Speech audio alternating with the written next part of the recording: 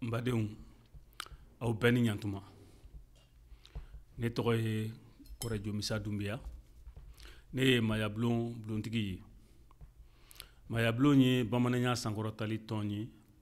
Mayabulon ye farifinya sankɔrɔtali tɔn ye ka farifinya don ba la a fɔra an ka kunnasigiw fɛ ko san 2025 ko ye année de la culture an ka jamana ɲɛmɔgɔ yɛrɛ y'a fɔ ko san 2025 ko ye année de la culture ye n'o fɔra an minnu ye namutigiw ye an minnu ye dɔnkotigiw ye jamana kɔnɔ fɔ an ka bɔ ka an miirina fɔ o la ne bulontigi yɛrɛ ne bɛ jama min kunna o jama ye jama barikama de ye bawo namutigiw de don dɔnkotigiw don somaw b'a la donsow b'a la domaw b'a la solomindɔyaw b'a la kamitu b'a la mɔgɔ caman b'a la fɛn fɛn bɛ namu sira fɛ ne bɛ jama min kunna o jama ye jama nafama de ye o jama ye jama sanuman de ye anw ka kuma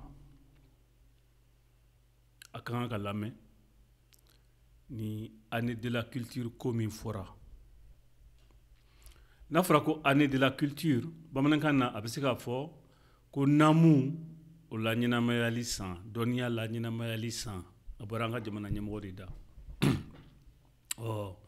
kunnasigi y'a fɔ ko ka namu ani an ka dɔnniya la ɲɛnamaya k'o san kɛ ɲinan ye nka dɛ kunnasigi mana fɔ cogo o cogo mɔgɔ minnu b'a waleya jamana kɔnɔ o de ye administration ye administration de b'a waleya administration o kɔrɔ ye di o kɔrɔ ko fonctionnaire an dun y'a ye farifinna kɔnɔ diɲɛ yɛrɛ kɔnɔ fonctionnaire ka tɔnɔ tɛ fɛn min na u kɛ man di k'o kɛ ko min bɛ olu mago ɲa u bɛ an ladon o de da fɛ n'an ma farati année de la culture min ko fɔra a bɛna kɛ année de folklore ye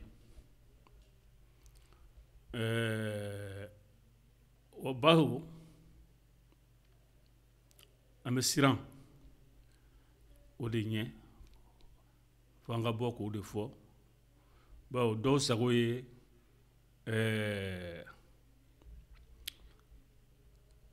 n'a fɔra ko année de la culture ayiwa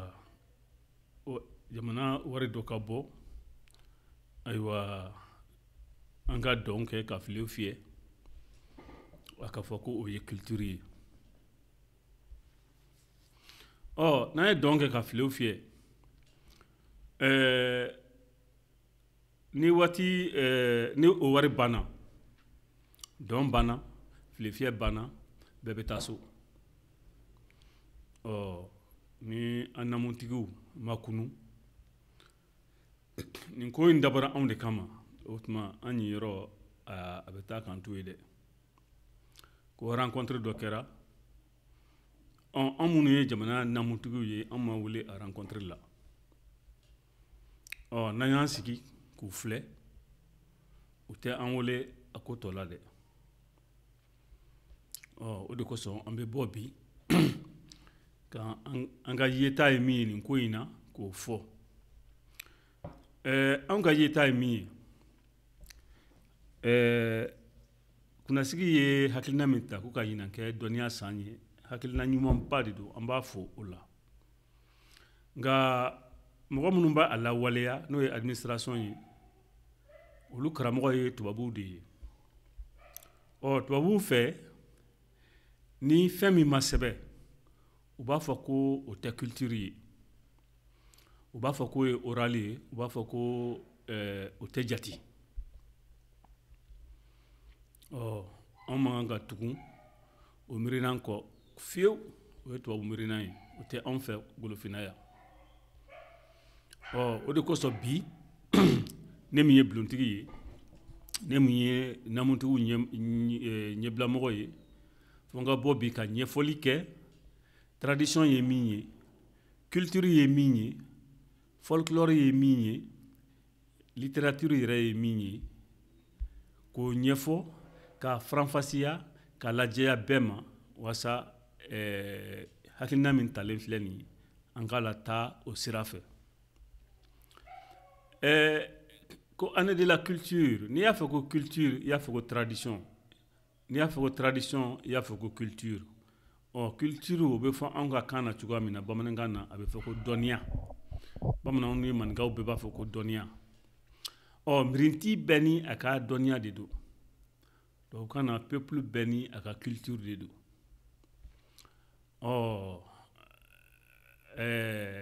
anw ka administration bɛ misali ta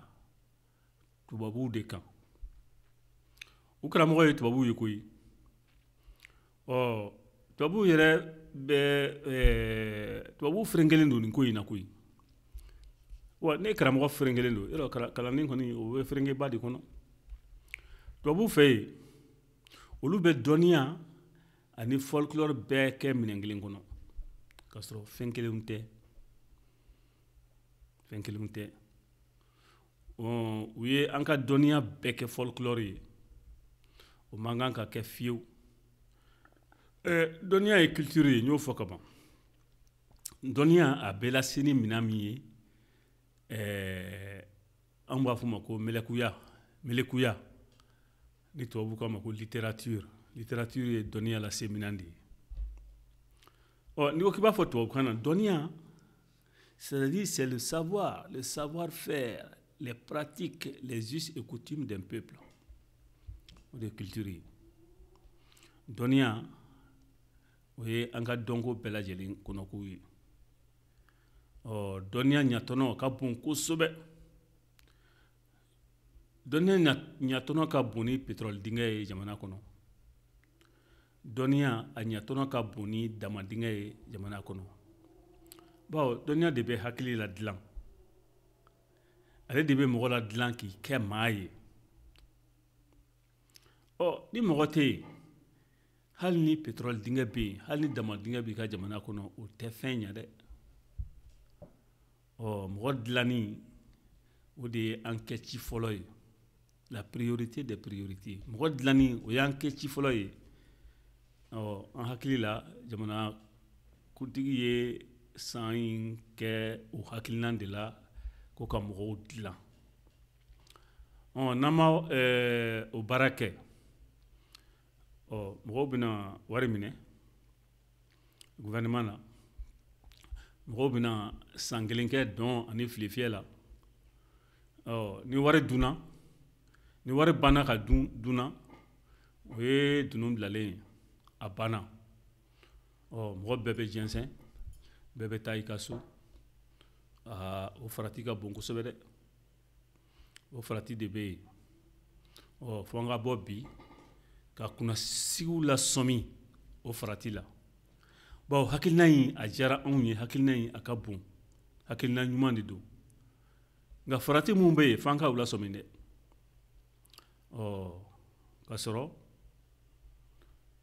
mɔgɔ dilan de kofɔlen de don mɔgɔ dilan de kofɔlen de don président fɛ ka mɔgɔw dilan ka jamanadenw dilan ka dɔnniya a lawara ka dɔnniya sankɔrɔta a ye a dabɔ namutigiw dɔnkotigiw ani dɔnninaw kama anw bɛ kunnasigiw lasɔmi a lasɔmi ni a faamu man go gouvernement ka baarakɛminɛn ye administration de ye o administration o dun ma somɔgɔya fan si fɛ golofina a ma somɔgɔya hali dɔɔni ni ko tora o administration bolo min ma somɔgɔya o t'a kɛ an ka laɲini kɔnɔ fiyewu o t'a kɛ o kɔnɔ o tuma fo an ka lasɔmini kɛ o yɔrɔ la an sigalen bɛ yɔrɔ min ma an namuntigiw n'anw y'an sigi k'a filɛ k'an ta kɛ kasi ye o t'a ɲa dɛ fo hakilina in ka waleya de fo an k'an sen don a la wasa ɲinan ka kɛ dɔnniya yiriwali san ye an kana to an ɲiyɔrɔ ka taa gansan ten dɛ an kana to kogo kɔfɛ k'an ɲiyɔrɔ duntɔ lajɛ n'an y'o kɛ an jo t'o la fiyewu an jo t'o la dɛ an y'a ko daminɛ cogo ye n'an y'a to u bolo k'an y'a to u bolo ten ko gouvernement ka ko don gouvernement dɔrɔn ka ko tɛ dɛ n'an y'a to administration bolo ten olu b'a tulɔ min ka taa n'a ye n'an y'a to diinɛmɔgɔw bolo ten olu fana b'a tulɔ min ka taa n'a ye u ka faamu sira fɛ o tuma an namuntigiw an bɛ sen bɔ ko la an namuntigiw an bɛ siran o de ɲɛ o la f'an ka ɲɛfɔli kɛ folklore ye an bɛ dɔn minnu kɛ an bɛ dɔnkili minnu da an bɛ masiri minnu kɛ o ye folklore ye anw yɛrɛ tɛ o jatew an b'a fɔ ko bamanankan na an b'a fɔ ko dɔnkili man di a kɔrɔ de ka di a kɔrɔ ye dɔnniya min b'a kɔnɔ an kan bɛ o de ma dɔnniya min b'a kɔnɔ dɛ an kan bɛ o de ma administration o bɛ banban folklore de kan u ye an ka dɔnniya kɛ dɔn ani dɔnkilida ye yaalaba ani kumaba fɔ mɔgɔ caman ye an ka culture faamuya o sira de fɛ